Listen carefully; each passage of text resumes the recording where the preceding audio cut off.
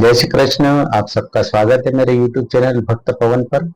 आज हम लोग आने वाली 13 जुलाई 2026 को पड़ने वाली चतुर्दशी तिथि जो कि आद्रा नक्षत्र योग के साथ में हमको प्राप्त हो रही है उसके विषय में जानेंगे। साथ में इसी दिन हमको सोमवती अमावस्या का भी योग प्राप्त हो रहा है। तो इन दोनों तिथियों की समय की जानकारी और क्या लाभ उठा सकते हैं, ये दो तिथि संयुक्त रूप से हमको प्राप्त हो रही है तो इसमें क्या लाभ उठा सकते हैं तिथि का, इसके बारे में जानकारी प्राप्त करेंगे। विषय वीडियो पसंद आए तो चैनल को सब्सक्राइब जरूर करें, लाइक करें और कमेंट अवश्य रूप से करें। जैसा कि आप जानते हैं कि चतुर्दशी तिथि जो होती है वो भगवान शिव को, भगवान शंकर को समर्पित होती है। वैसे ही आर्द्रा नक्षत्र जो है वो भी भगवान शिव को ही समर्पित है, भगवान रुद्र को समर्पित है। तो पहले हम चर्चा करते हैं आर्द्रा युक्त चतुर्दशी की। अब इस आर्द्रा युक्त चतुर्दशी का क्या समय है 13 जुलाई को? तो 13 जुलाई को 5:41 प्रातः काल से ये योग हमको प्राप्त होगा, जो कि शाम को 6:49 तक हमको चतुर्दशी वो भी आद्रा नक्षत्र योग में प्राप्त होगी। तो ये तो समय है। अब इस महत्वपूर्ण समय के बारे में शास्त्रों में ऐसा वर्णन कहा गया है कि आद्रा नक्षत्र युक्त अगर चतुर्दशी हमको प्राप्त होती है तो ये अत्यंत दुर्लभ और शक्तिशाली संयोग होता है, जो कि हमको 13 जुलाई को प्राप्त हो रही है। ऐसा शिव पुराण में वर्णन आता है कि इस योग में भगवान शिव के प्रणव मंत्र यानी प्रणव यानी ओम, है ना, ओम को प्रणव भी कहा जाता है शास्त्र में। शिव पुराण में इसका वर्णन है।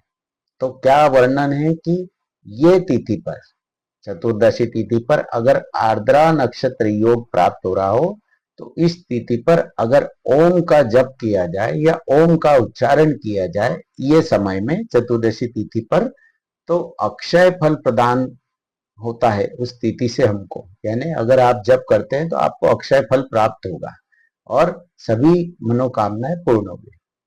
अब इसका जो धार्मिक महत्व है, जब चतुर्दशी तिथि आद्रा नक्षत्र में पड़ती है तो इसे पूजा पाठ और आध्यात्मिक साधन के लिए बेहद शुभ माना जाता है। यानी इस नक्षत्र में, ओम इस नमः तिथि पर अगर शिवाय। भगवान शिव की ओम पूजन किया नमः जाए और शिवाय। उनका सानिध्य ओम प्राप्त किया नमः जाए तो हमको शिवाय। अत्यधिक लाभ प्राप्त होता है।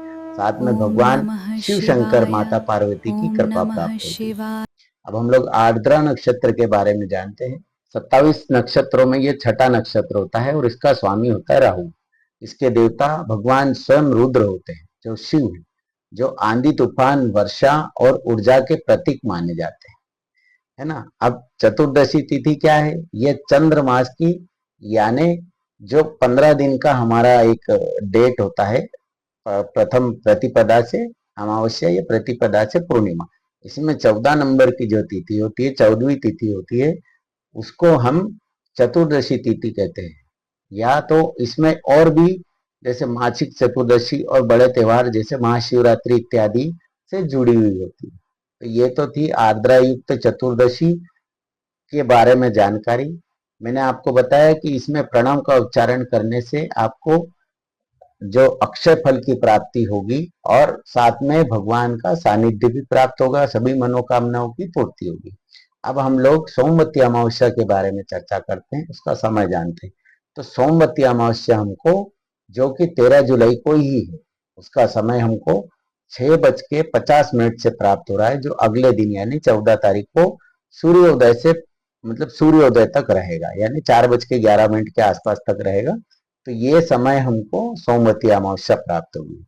अब इस विषय में ही वर्णन आता है, वेद व्यास जी ऐसा कहते हैं कि अगर सोमवती अमावस्या आपको प्राप्त हो रही है तो उसमें मौन रहकर आप अगर स्नान करते हैं तो 1000 गोदान करने का आपको पुण्य फल प्राप्त होता है।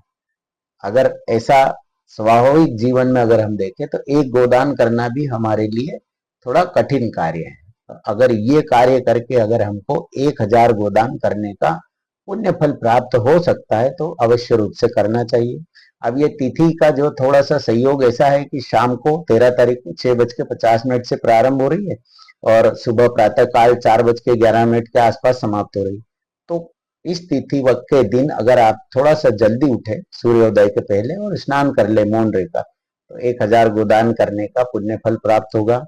जैसा कि हम लोग जानते हैं कि मैंने पूर्व के वीडियो में भी बताया है कि कुछ 4 तिथियां हमको ऐसी बताई गई है शास्त्रों में, जिसको करने से या जिसके फल हमको सूर्य ग्रहण में किए हुए सत्कर्मों के बराबर प्राप्त होते हैं। कौन कौन सी तिथि है?